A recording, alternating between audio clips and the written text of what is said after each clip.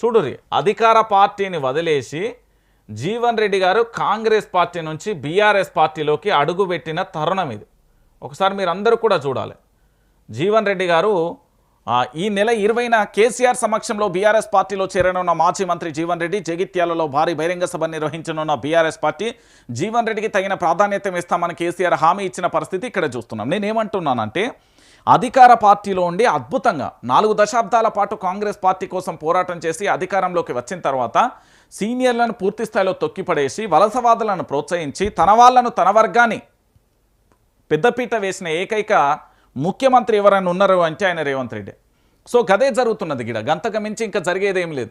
నిన్న జీవన్ రెడ్డి మాట్లాడిన మాటలు మీరేనూరు ఏమేమి మాట్లాడిండు, ఎక్కడెక్కడ ఏమన్నాడో ఎందుకు నేను ఈ మాట చెప్తున్నా అంటే తెలంగాణ సమాజం మొత్తం కూడా తెలుసుకోవాల్సిన అవసరం ఆవశ్యకత ఉన్నది. ఎందుకంటే తెలంగాణ రాష్ట్రాలలో ఇప్పటి వరకు కూడా జీవన్ రెడ్డి గారికి సంబంధించిన ఎపిసోడ్ ఇప్పటి వరకు మనం చూస్తున్నాం కదా. జీవన్ రెడ్డి గారు మాట్లాడిన మాటలు తెలంగాణ ప్రాంత ప్రజలు కాదు కాంగ్రెస్ పార్టీకి సంబంధించిన నేతలందరినీ కూడా చైతన్యపరిచేలా ఉన్నాయి. ఎందుకంటే ఒకసారి ఎనూరి మీరే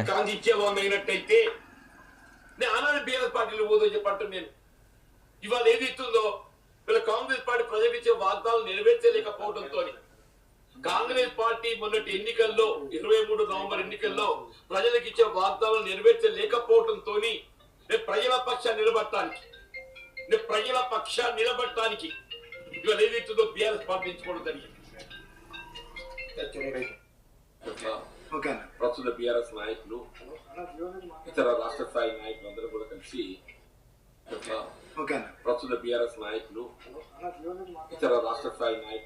కలిసి అనేక విషయాలు చర్చించడం జరిగింది. ముఖ్యంగా రాష్ట్ర పురోభివృద్ధి, రాష్ట్ర హితం గురించి బీఆర్ఎస్ పార్టీ పోషించబోయే పాత్ర, వాళ్ళందరూ నాకు కూడా వారితో కలిసి ప్రయాణం చేసేటువంటి అవకాశం కల్పించే విధంగా వారి రీతిలో నిర్ణయం తీసుకోవటం, వారు ఇందులో ఏదైతుందో రేవంత్ రెడ్డి పోవాలి, కేసీఆర్ గారు రావాలి అనే నినాదం ప్రజలకు వెళ్తుందని చెప్పంటున్నాడు. నిరుద్యోగ భవిష్యత్తు ఏమవుతుంది? మొదటి సంవత్సరం 2 లక్షల ఉద్యోగాలు అన్నారు, 2వ సంవత్సరం 1 లక్ష ఉద్యోగాలు అన్నారు, 3 లక్షలు పోయింది. వాళ్ళు అధికారికంగా ఏం చెప్తున్నారు? 60,000 అని చెప్పంటారు. అసలు ఇచ్చింది ఎన్ని? 17,000. పిసిసి ఆలోచన సూచన మేరకు రాష్ట్ర ప్రభుత్వం పనిచేస్తుందా, లేకపోతే ముఖ్యమంత్రి గారి యొక్క సూచన మేరకు పిసిసి రైట్. నేను చెప్పినా కదా ఇలాంటి మనగాడు బీఆర్ఎస్ పార్టీకి అవసరం. ఎవరైనా చూడండి, కాంగ్రెస్ పార్టీ అధికారంలో ఉండగా పదవులను అనుభవించి పూర్తి స్థాయిలో అధికార పార్టీకి సంబంధించి జైగొట్టి అధికార పార్టీలో ఉండాలనుకుంటారు. కానీ అధికార పార్టీని వదిలేసి విపక్షంలోకి రావాలని ఎవరు కూడా కోరుకోరు.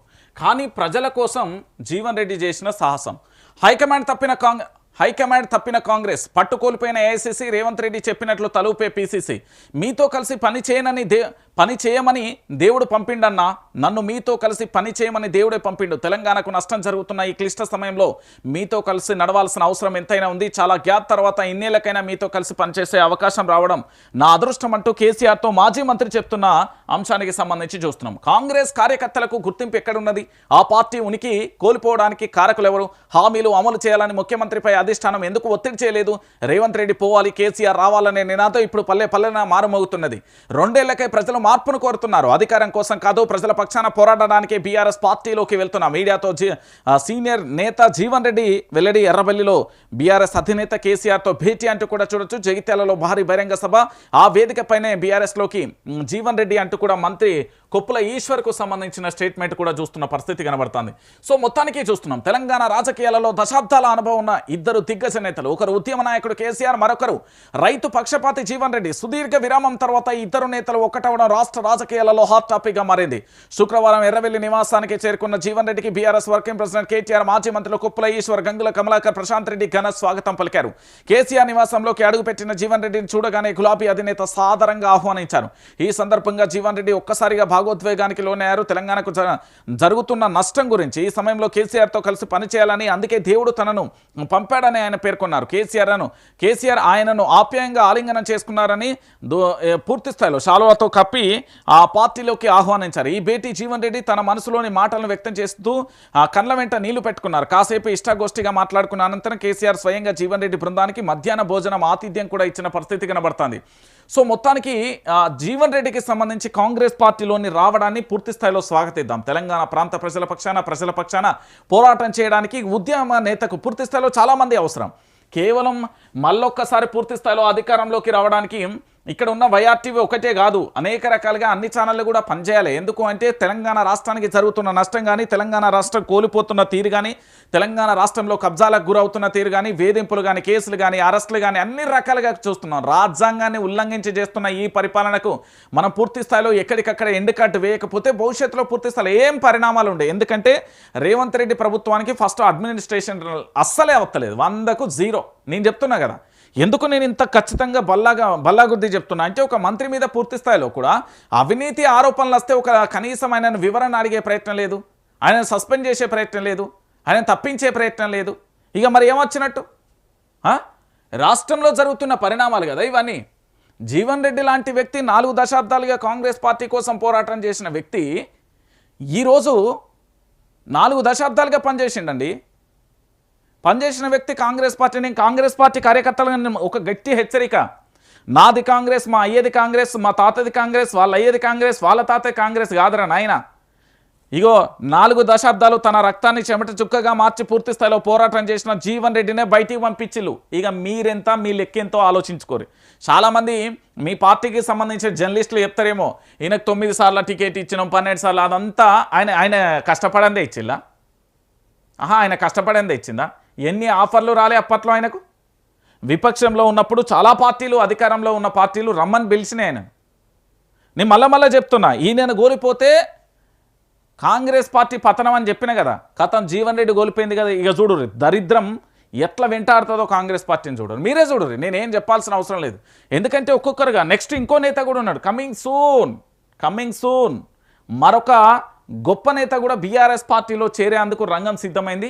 అతి త్వరలో ఆ బ్రేకింగ్ కూడా మీరు చూస్తారు. నేను చెప్పిన కదా, కేసీఆర్ పదునైన వ్యూహాలు ఎవ్వరికి అర్థం కాదు, కేసీఆర్ ఆలోచనలు ఎవరికి అర్థం కాదు. చుట్టూ సెక్యూరిటీ ఉంది, బాడీ గార్డ్స్ ఉన్నారు, నా సెక్యూరిటీ ఉంది, నా పోలీసు వాళ్ళే ఉన్నారు అంటే పోలీసు వాళ్ళు నీ వాళ్ళు కావచ్చు, పోలీసుల మనసులో కేసీఆర్ ఉన్నాడు. అది ఎట్లా తెలుసుకుంటావు అంటున్నా. నిన్నటికి నిన్న మేము గొల్లపల్లి రిజర్వాయర్కు పూర్తి స్థాయిలో ప్రజాక్షేత్రంలోకి వెళ్ళినప్పుడు, లేదా అదేంది కార్లాపూర్ కానీ రాపోలు గ్రామాలకు వెళ్ళినప్పుడు అక్కడ ఉండే పోలీసు వ్యవస్థ ఉన్నది. ఎప్పుడు ఈ కాంగ్రెస్ పార్టీని బయటికి పంపిస్తారు సార్, ఎప్పుడు కేసీఆర్ వస్తారని వాళ్ళే అడుగుతున్నారు. ఇది వాళ్ళ మాట. నేను చెప్తున్నా కదా, ఇలాంటి గొప్ప నేత కాంగ్రెస్ పార్టీని వదిలేసి బీఆర్ఎస్ పార్టీలోకి రావడం, అందులో విపక్ష పార్టీ, అందులో కష్టకాలంలో ఉన్న పార్టీని ఆ పూర్తి స్థాయిలో విపక్షంలో ఉన్న పార్టీలోకి వస్తున్నాడంటే ఇది మంచి పరిణామమే కదా. దీనికి మించిన అద్భుతమైన పరిణామం ఇంకేముంటుంది? ఇక దీంతో పాటుగా ఇంకొక అంశాన్ని కూడా చెప్పే ప్రయత్నం చేస్తా. ఎందుకంటే ఈ భారతీయ జనతా పార్టీకి సంబంధించిన ఎంపీ ధర్మపురి అరవింద్కు సంబంధించి జీవన్ రెడ్డిని వాళ్ళ పార్టీలోకి రావడానికి శతదా ప్రయత్నాలు చేసిండు. ఇప్పుడు ఆయన బీఆర్ఎస్ పార్టీలోకి పోగానే ఏం మాట్లాడుతున్నా చూడు.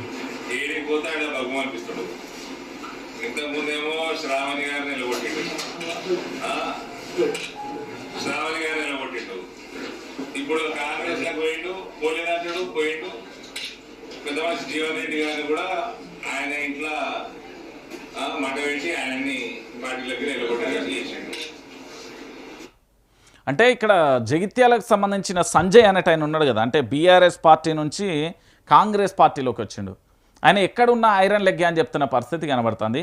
కానీ ధర్మపురి అరవింద్ జీవన్ రెడ్డి బీజేపీలోకి రావడానికి శతదా ప్రయత్నం చేసిండు అనేది విశ్వసనీయ వర్గాల సమాచారం. సో మొత్తానికి ఇక్కడ జీవన్ రెడ్డి పార్టీలోకి తెచ్చేందుకు చర్చించాను, జీవన్ రెడ్డి నుంచి ఎలాంటి స్పందన రాలేదు, బీజేపీ ఎంపీ ధర్మపురి అరవింద్ అంటూ కూడా చెప్పిన పరిస్థితి నన్ను జీవన్